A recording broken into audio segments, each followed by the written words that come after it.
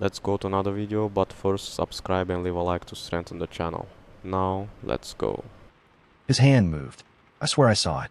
It was just a millimeter, maybe not even that. But after 8 months looking at that motionless body, you learn to notice even the smallest tremor. My heart raced. I dropped the vase of lilies I was holding and ran to the bed.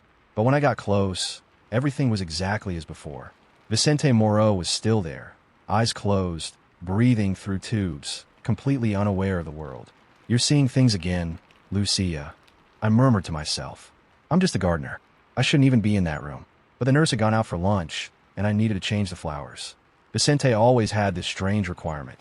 Fresh flowers every day, even now that he couldn't even see them. He was the greatest conductor this country had ever had.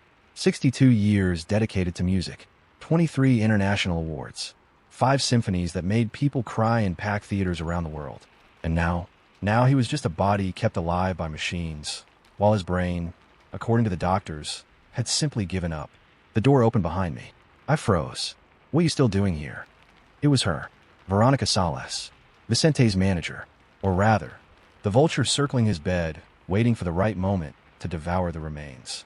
"Just changing the flowers, Mrs. Salas," I replied, keeping my eyes down. She walked into the room in those heels that sounded like hammers on the marble floor. Her cold eyes scanned every corner, as if she were assessing the value of each object. "Quick, I have an important meeting here in 15 minutes. I nodded and finished arranging the lilies. When I passed by her on my way out, I noticed the leather folder in her hands. Legal papers, property transfer documents. I had seen that folder other times in the past few weeks. Vicente had no family, no living relatives, no heirs. Only Veronica, who for 3 decades had managed his career and his fortune. And now, with him in this vegetative state, she was just a few steps away from controlling everything. I left the room, but not the mansion. I went to the gardens in the back, where the greenhouses were. My son was there, as always, waiting for me to finish work. Daniel was 9 years old and had that quiet way of children who learned early not to make noise. "Mom, did you get to see the maestro today?" he asked, putting down the comic book he was reading. "I did, my love, but he's still sleeping." Daniel stayed quiet for a moment, then took something out of his backpack. They were old headphones, the big kind with a cord. I was thinking, maybe he just needs to hear the right music. My chest tightened. Daniel had this obsession with Vicente ever since he found out who lived in that mansion. He spent hours listening to the maestro's symphonies, trying to understand every note, every pause, every movement of the orchestra. "Sweetheart, the doctor said he can't hear anything. His brain. But what if they're wrong? What if he's just looking for the right note to wake up?" I looked at that boy, my son, so small and yet so determined. He had inherited that from his father. The stubbornness, the unshakable belief that there was always a solution, even when the whole world said otherwise. "Daniel, we can't go into the maestro's room like that. It's dangerous. If Mrs. Salas finds out, then we'll go when she's not here." "No, please, Mom. Just once. Just to try." I should have said no. I should have explained that some things are beyond our control, that hope isn't always enough, that the world doesn't work like the movies he watched. But I didn't, because in that moment, looking into my son's eyes, I saw something I myself had lost a long time ago. Faith. Pure faith, without calculations, without fear of the consequences. "All right," I heard my own voice say, "but just once." And quickly. The smile that lit up Daniel's face was worth any risk. 2 days later, I found a perfect opportunity. Veronica had traveled for a meeting in another city. The nurse, Helena, had gone out to pick up medication. The mansion was empty, except for Vicente and us. I took Daniel to the room. He held the headphones as if they were a treasure. His hands trembled a little. "Are you sure about this, my love?" He nodded. He approached the bed slowly, respectfully, like someone approaching something sacred. He carefully placed the headphones on Vicente's head. He connected the cord to the small music device he had brought. "What song are you going to play?" I asked. Daniel looked at me with those eyes full of certainty. His Fifth Symphony, the one he never finished. My blood ran cold. How did he know that? Vicente Moreau's Fifth Symphony was a secret, an unfinished work that the maestro kept under lock and key. Not even Veronica had full access to it. "Daniel, how did you?" But he had already pressed play, and that was when it happened. If you're enjoying this story, don't forget to subscribe to the channel and like the video. Leave a comment telling what you thought and which city or country you're watching from. Vicente's fingers moved. This time, it wasn't my imagination. His fingers kept moving, slowly, as if they were learning again what movement was. They followed the rhythm of the music coming through the headphones. Every note, every pause, every crescendo. "Mom, look," Daniel whispered, pointing. I couldn't speak. I couldn't move. I just watched that miracle happening before my eyes. But then the music stopped. Daniel had played only the first few minutes of the symphony. And with the silence, Vicente's fingers stopped too. They returned to complete stillness. "Play it again," I asked, my voice coming out shaky. Daniel restarted the music, and the fingers began to move again, exactly in the same rhythm, as if Vicente's body were trapped inside that melody, waiting for it to remember how to be alive. The sound of an engine outside the mansion made me freeze. Veronica had come back early. "Quick, Daniel." He pulled the headphones off Vicente's head and put everything into his backpack while I straightened the blankets. We ran out of the room and went down the service stairs, reaching the garden seconds before Veronica came in through the front door. My heart was beating so hard I was sure she could hear it even from a distance. That night, in our small apartment at the back of the property, Daniel didn't stop talking about what had happened. His eyes shone in a way I hadn't seen in a long time. "We need to do this again, Mom." He was responding. "You saw it. I saw it, my love. But it's dangerous. If Mrs. Salas finds out, she won't find out. We just need to be more careful."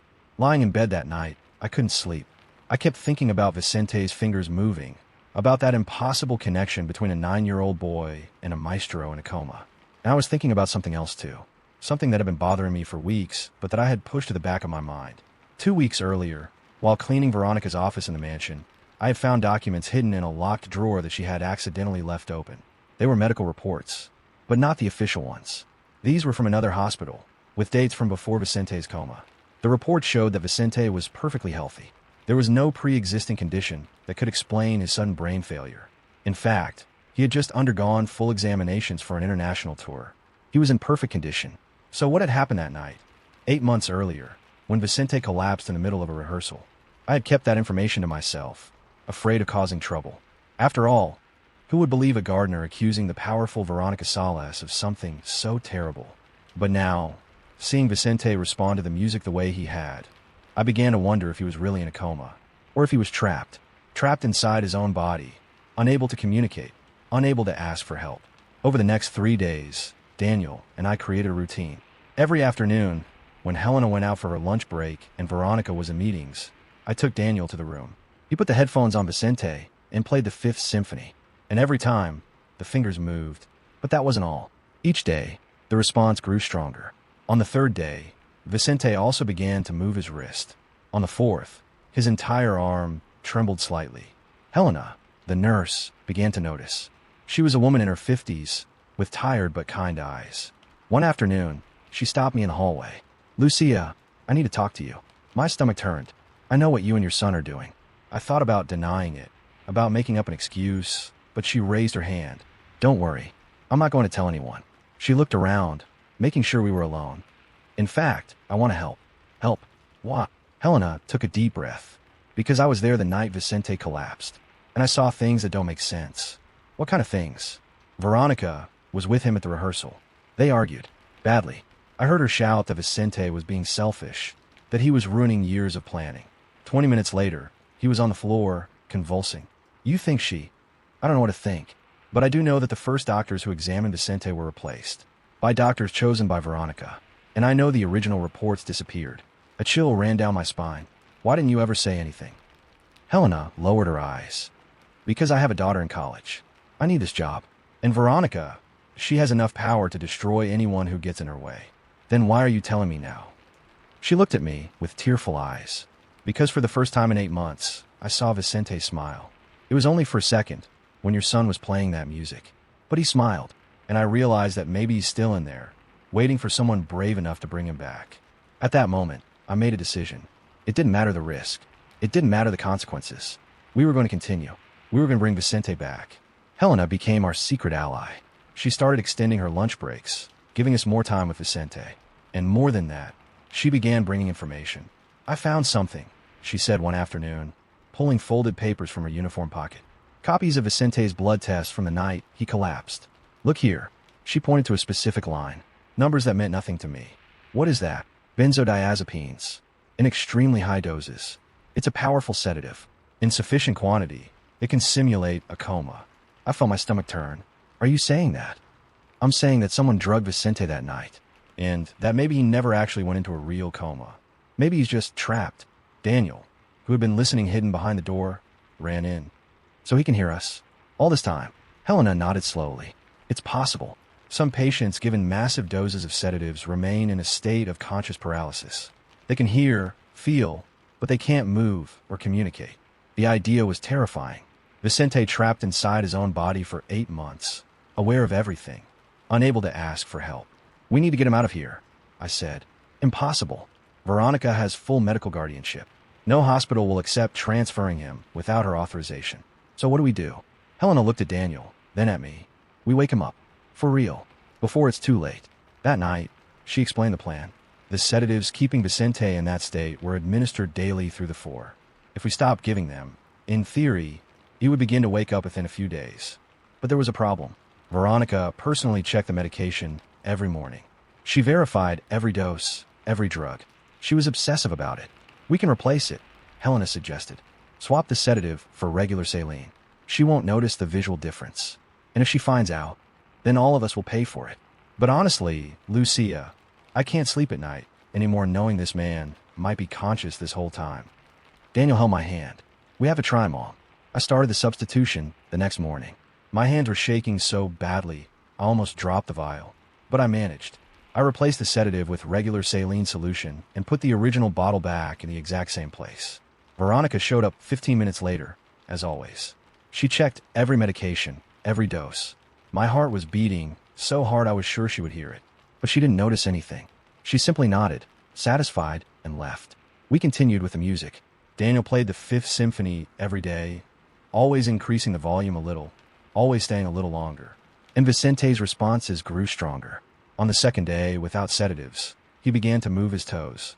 On the third, he slightly turned his head toward the music. On the fourth day, his lips moved, as if he were trying to hum along. It's working, Daniel whispered, tears streaming down his face.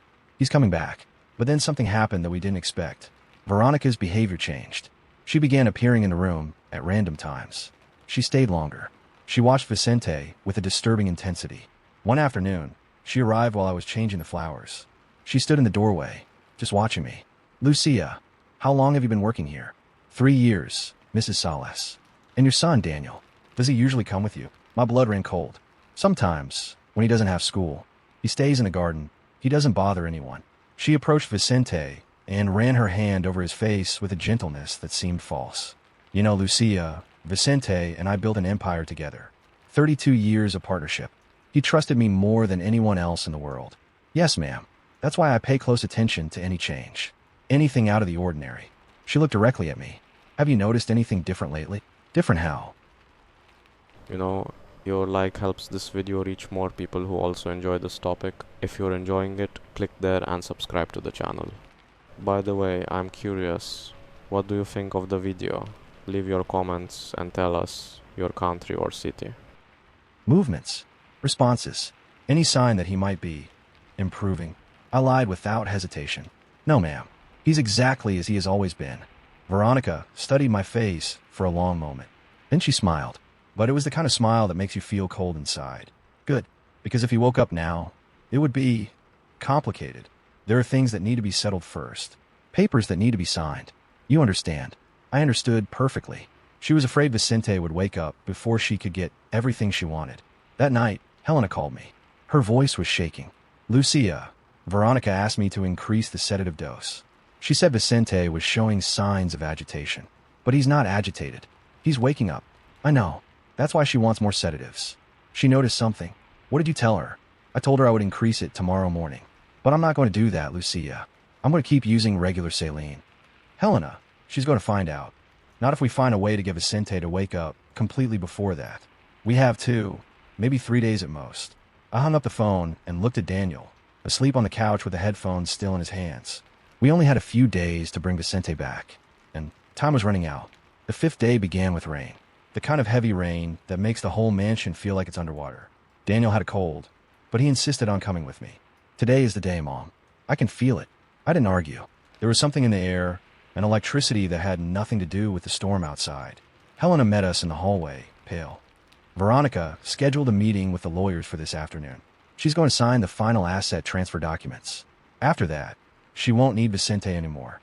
What she meant hung in the air like a threat. How much time do we have? I asked. 4 hours. Maybe 5. I took Daniel to Vicente's room. This time, we didn't hide. There was no more time for caution. Daniel placed the headphones on the maestro's head and started the music. But today he did something different. Instead of playing only the recording, he also connected a small microphone. Vicente, he said, his child's voice echoing through the headphones. I know you're in there. I know you can hear me. And I know you're scared. But you don't have to be afraid anymore.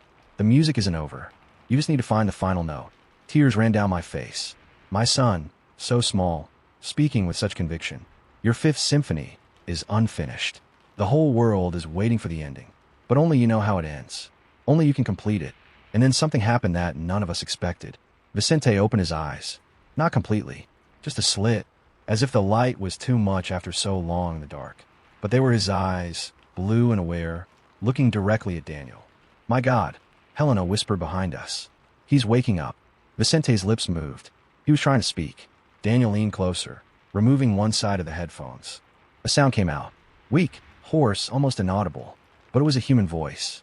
The voice of someone who had been silent for months. Amy, what did he say? I asked. Daniel looked at me, his eyes wide. Nina. It's the name of the final melody. The part that's missing from the symphony. At that moment, the bedroom door burst open. Veronica was there, with 2 security guards behind her. Her face was twisted in a mixture of shock and fury. What did you do? She shouted, rushing into the room. I pulled Daniel behind me. We saved a man you were killing. Killing? I took care of him. I kept his legacy alive. I managed his fortune. You drugged him, Helena said, stepping out of the shadows. You kept him trapped in an artificial coma to steal everything he built. Veronica laughed. A sharp sound, almost hysterical. You don't understand anything. Vicente was finished. He was going to destroy everything. He was going to donate his entire fortune to charities. 32 years of work, thrown away because of a sudden attack of conscience. So you poisoned him, I said. I saved him from himself, and I kept his legacy intact. No one would ever know. He would die peacefully, as a legend. But you. She pointed at us. You ruined everything. She gestured to the guards. Remove these people, and prepare the patient for immediate transfer. We're going to a private hospital where he will receive proper care. The guards moved forward, but before they could reach us, a sound filled the room. Weak at first, then growing stronger. Vicente was humming. The melody of the Fifth Symphony. The part that had never been played. The aim Nina. His voice was broken, but the melody was perfect, pure, and absolutely beautiful. Everyone stopped. The guards, Veronica, even the storm outside seemed to fall silent. Vicente sang for maybe 30 seconds. Then, with visible effort, he raised his hand, pointed at Veronica. You. His voice came out as a rough whisper, but every word was clear. You betrayed me. Veronica stepped back, her face losing all color. Vicente, I can explain. 30 years trust. He took a deep breath, gathering strength.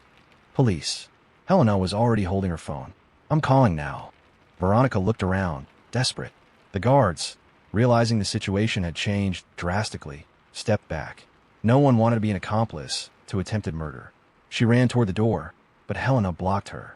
For a woman in her 50s, she was surprisingly fast. You're not going anywhere until the police arrive. 15 minutes later, the mansion was full of police officers and paramedics. Vicente was taken immediately to the hospital, this time a real one, with real doctors. Before being placed in the ambulance, he held Daniel's hand. The grip was weak, but it was enough. Thank you, little maestro. Daniel smiled through his tears. Are you going to finish the symphony? Vicente nodded slightly. I will finish it for you. Veronica was taken away in handcuffs.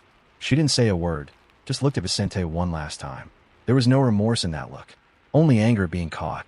I stood there in the rain, holding my son, watching the lights of the ambulances and police cars fade away.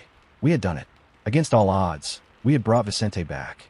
3 months later, I was in the same garden, taking care of the same flowers. But everything was different now. The mansion no longer had that heavy silence that seemed to drain the life from the walls. There was music playing. There was always music. And laughter. Children's voices running through the corridors that had once been empty and cold. Vicente recovered faster than any doctor expected. 2 weeks in a hospital, 1 month of intensive physical therapy, and he was already on his feet again. Still weak but determined. The same determination that had made him one of the greatest maestros in the world. The investigation into Veronica revealed things even worse than we had imagined. She had diverted millions over the years, forged contracts, manipulated royalties. Poisoning Vicente was only the final point in decades of betrayal. She was sentenced to 15 years in prison. All her accounts were frozen, her assets confiscated. Everything she had built on lies collapsed within weeks. But the most beautiful part wasn't her downfall. It was what Vicente decided to do afterward.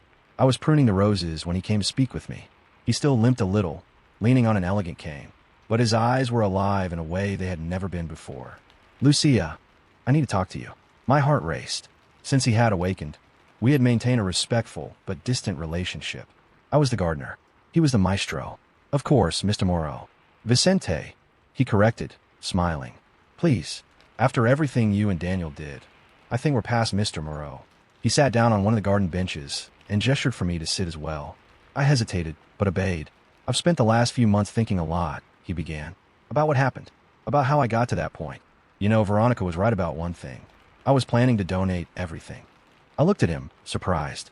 I had spent my entire life chasing recognition, awards, fame. But in the end, I realized all of that was empty.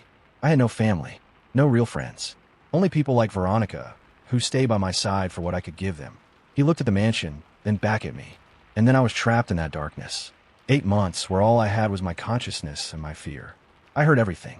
Veronica's conversations about how to divide my fortune. Doctors discussing whether it was worth keeping the machines running. Until the day I heard a different voice. "Daniel," I said softly. Vicente nodded, his eyes shining.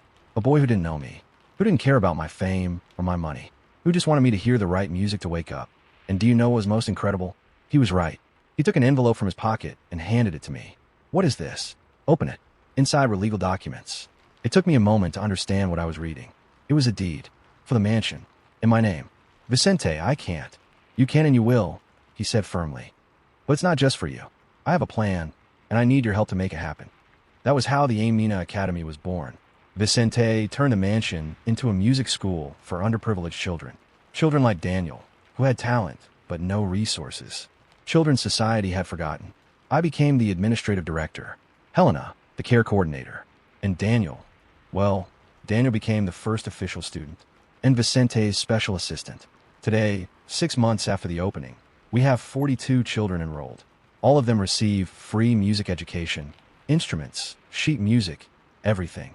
Vicente teaches personally 3 times a week. On the other days, he brings guest teachers from orchestras around the world. And the Fifth Symphony, Vicente finished it. It took 3 months, but he completed every note, every movement. The premiere was here, at the mansion, with the Academy children in the choir. When the final note sounded, there wasn't a dry eye in the audience. The melody Vicente hummed on that terrible day, Amina, became the central theme of the symphony. A melody about finding light in the darkness, about small voices that save lost souls. Daniel was in the front row, wearing the same old headphones he had used to wake Vicente. They became a permanent part of the Academy's exhibit, displayed in a glass case with a plaque that read, "Sometimes the greatest music isn't in the symphony. It's in the courage to believe." Now, when I look out the window of my office, I see children running through the gardens where there was once only silence. I hear music where there was once emptiness. I see Vicente laughing with the students, patient and gentle in a way fame had never allowed him to be. Veronica's greed almost destroyed a man, but a child's innocence didn't just save him. It transformed him into something better than he had ever been. That's the lesson I carry with me.